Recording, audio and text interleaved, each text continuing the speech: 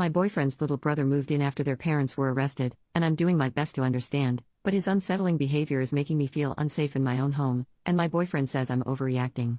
I, 23 female, have been with my boyfriend, 26 male, for almost 3 years, and we live together. Recently, his parents were arrested. I'd rather not go into the details, and as a result, his little brother, 11 male, has had to move in with us. I understand the situation is complicated and my boyfriend didn't really have a choice.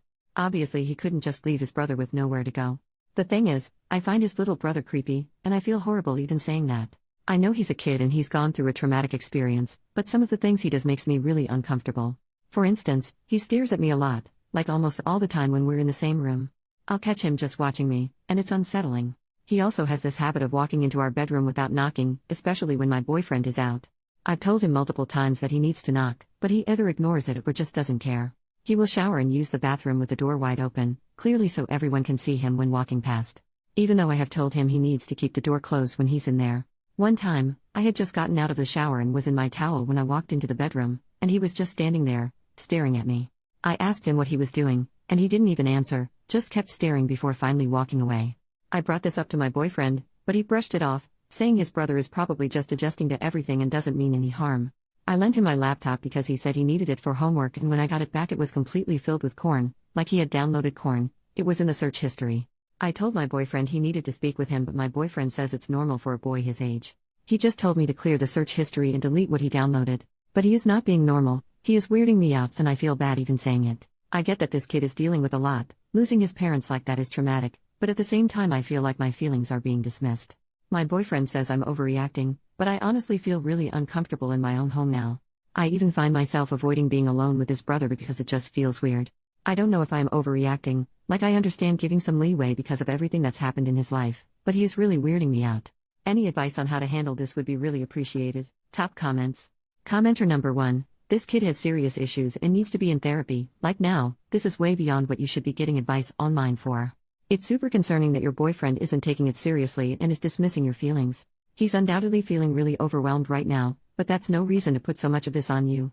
In my opinion, you need to put your foot down and tell your boyfriend that if he won't take it seriously and get his brother help, that you don't feel safe and comfortable in the home and you're leaving. Make it clear you're not saying it's me or your brother, it's everyone's mental health. Commenter number 2. I'm not sure anyone has mentioned this yet, but some of his behaviors indicate sexual trauma or child abuse. Being hypersexual, doing age-inappropriate things, not understanding physical boundaries, and seeking corn at 11 years of age are all indicators that this child has witnessed, experienced, or been exposed to things that were inappropriate. Your boyfriend may be jaded because he came from the same household, but he better wake up, get his head screwed on straight, and take this seriously. Allowing an 11-year-old to knowingly have access to corn is considered sexual abuse and child endangerment in some places. I understand your feelings. They're valid. Something is off with this child. However, before you jump straight to fearing him, try to put his behavior into perspective and look at things from a different point of view. Your boyfriend took guardianship of him. He needs to start acting like a guardian and start talking to his brother like an adult talks to a child.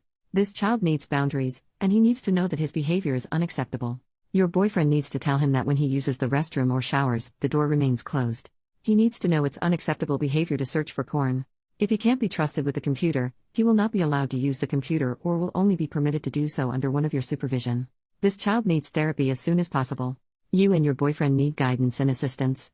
If DCS or a similar agency is involved, reach out and ask for help for this child and ask what you can do to get him help. Update 6 weeks later. Hiya guys, I wanted to give you all an update on my post. First and foremost, thank you all for sending me the love, advice and well wishes.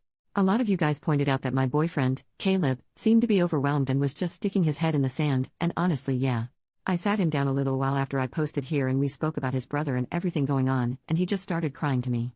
He has cried in front of me maybe twice before, so I knew he was really feeling it. He said he was really sorry for the way he'd been acting, and that he was just feeling so stressed that he was just pushing everything down in the way. He agreed that Avery's behaviors were unacceptable, and that I told him he needed to have a firm conversation with Avery about boundaries, or I just wouldn't be able to live with them much longer. Caleb said he would enforce a change of rules and then he started sobbing, went gray and started hyperventilating. I was seriously concerned and confused about what was happening. He said he needed to tell me something.